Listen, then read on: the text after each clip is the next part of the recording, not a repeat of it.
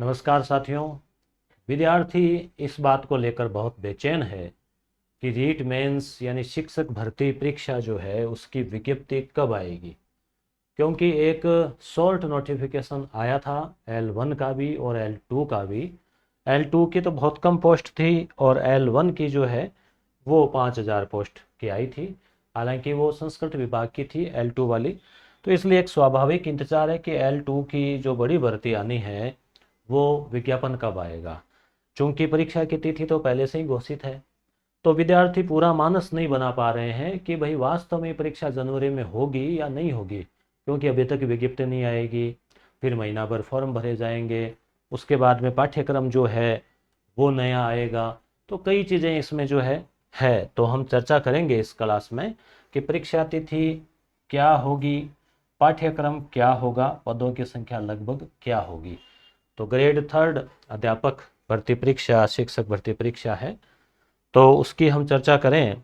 तो अभी हाल ही में कल का ही है या परसों का होगा, वापस ट्वीट आलोक राज जी जो है, जो RSMB बोर्ड के माननीय अध्यक्ष हैं, तो अध्यक्ष एक बहुत बड़ा पद है, प्रामाणिक, इनकी जो बात है वो प्रामाणिक है। तो इनसे पूछा गया कि भाई ये कब आ रही है परीक्षा, तो उन्होंने लिखा है 3rd ग्रेड टीचर के लिए भर्ती एग्जाम जनवरी 2026 के महीने के अंत में ही है, तिथियों में कोई बदलाव नहीं है। तो पहले तिथियां दी गई थी 17 जनवरी से 26 ही था, लगभग जनवरी 2026, यानी कि जनवरी के बीच या जनवरी लास्ट, तो जनवरी लास्ट इन्होंने बताया है। तो इस हिसाब से हम ये मान के हमें चलना चाहिए कि भाई परीक्षा जो है वो होगी, क्योंकि विज्ञप्ति आती है तो भी तारीख पहले से दी हुई है, इसलिए विद्यार्थियों को तैयार रहना चाहिए। ये नहीं कह सकते कि हमें समय नहीं मिला। विज्ञप्ति निकालना, फॉर्म भरवाना विभाग का काम है। तारीख अगर पहले दे दी है तो आपको मानसिक रूप से एकदम पूरा सशक्त, पूरा आपको जो कटिबद्ध रहना चाहिए। थोड़ा सा पाठ्यक्रम की बात कर लेते हैं। तो ये वही पाठ्यक्रम है जो पिछली बार था। पिछली बार यानी कि 2022 में जो रीट मेंस आई थी उसमें इसी पैटर्न पे था। और अभी तक हालांकि पाठ्यक्रम विस्तृत जारी नहीं किया है, पर पूरी पूरी प्रबल संभावना है कि पाठ्यक्रम वो ही रहेगा। हल्का फुल्का कोई एक आधा टॉपिक, जो अंदर के जो टॉपिक है उसमें कोई चेंज हो जाए, कोई योजना संबंधी और भले ही हो जाए, बाकी यही रहना है। जैसे 300 मार्क्स L1 का है, 300 मार्क्स का ही L2 का है।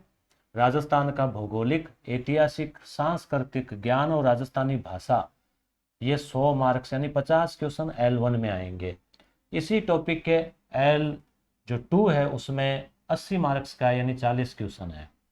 उसके बाद में राजस्थान का सामान्य ज्ञान, शैक्षिक परिदृश्य, निःशुल्क और जो RTE, इसके 80 मार्क्स यानी 40 क्वेश्चन, और यहाँ पे ये 50 मार्क्स का है।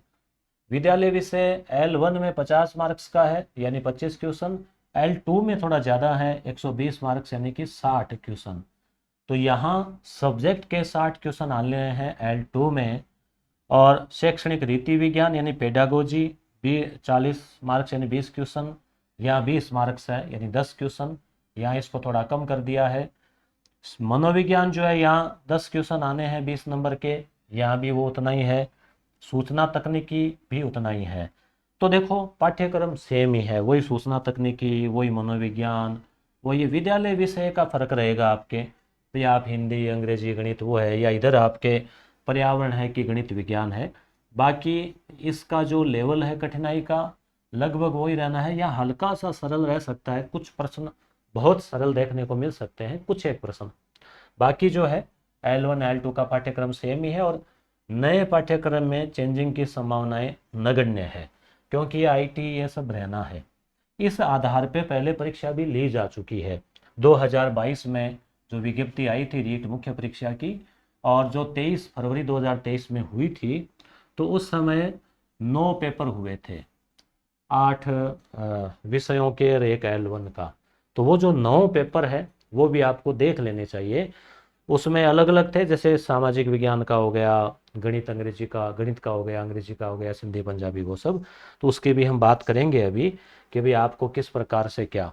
तो परीक्षा तिथि की बात हो गई, जैसे अभी सितंबर है, तो अक्टूबर यानी अक्टूबर पूरा मान लो आप, अक्टूबर, नवंबर, दिसंबर और जनवरी आदि, यानी आपके पास में 3.5 महीने है। सितंबर के 8-10 दिन आप ऐसे ही मान लो, दीपावली और छुट्टियों के मान लो चले जाते हैं आगे के, तो 3.5 महीने यानी कि आपके पास में 90-100 दिन है। 100 दिन एक एक करके चले जाएंगे। हो सकता है बहुत कम चांस ऐसे हो कि किसी वजह से परीक्षा आगे चली जाए, आगे जाके भी कितने का आगे जाएगी, फरवरी, मार्च, फिर बोर्ड एग्जाम आ जाएंगे। ज़्यादा आगे जाती है तो जो सेकंड ग्रेड और फर्स्ट ग्रेड की तैयारी कर रहे हैं साथ में, उनके नुकसान है। कैसे है कि फिर आप समायोजित नहीं हो पाओगे कि भाई फर्स्ट ग्रेड की करें कि सेकंड की करें कि रीट की करें।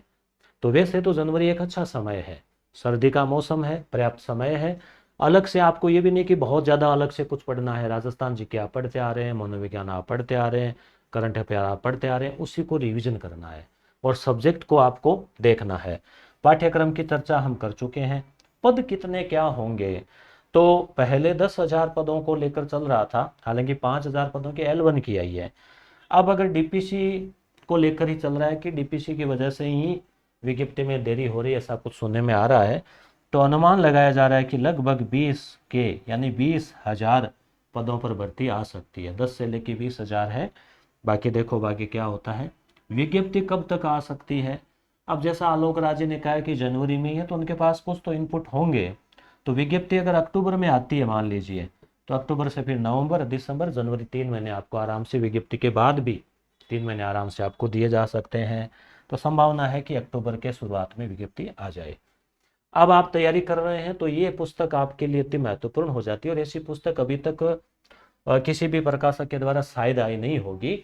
इसमें क्या है, विद्यार्थियों के लिए एक काम आसान कर दिया कि भी जैसे रीट मेंस के जो पेपर थे पहले आए PYQ 2022 वाले, जैसे विज्ञान गणित का, सामाजिक का, हिंदी, संस्कृत, इंग्लिश, उर्दू, पंजाबी, सिंधी। अब सिंधी का है, पंजाबी का है, उर्दू का पेपर है, तो उसमें सब्जेक्ट वालों को सवालों को छोड़ दें तो जो जीके है राजस्थान का, वो तो वो सेम ही है, वही भाषा राजस्थानी, भूगोल, कला संस्कृति, IT, मनोविज्ञान, वो तो वही क्वेश्चन है। तो उनके जो 80-85 क्वेश्चन प्रत्येक पेपर में है, वो आपको अवश्य देखने चाहिए। उसके लिए आप वेबसाइट पे जाएंगे, फिर ऑथेंटिक की से उत्तर लगाएंगे। तो ये जो आपका समय है ये हमने बचा दिया है और हमने ये काम कर दिया है, पेपर वाइज ये रख दिया। तो इसमें 8 पेपर तो हो गए L2 के, और एक पेपर हो गया L1 का। L1 का एक ही हुआ था और L2 के 8 इसलिए हुए कि अलग अलग सब्जेक्ट की वजह से। तो अगर आप मान लो हिंदी के हैं तो आपको सिंधी, उर्दू, पंजाबी में जीके के क्या सवाल पूछे गए वो आपको पढ़ने भी चाहिए, याद भी रखने चाहिए, क्योंकि लगभग अभी 800 सवाल है, तो लगभग उसी टाइप के क्वेश्चन आगे पूछे जाने हैं।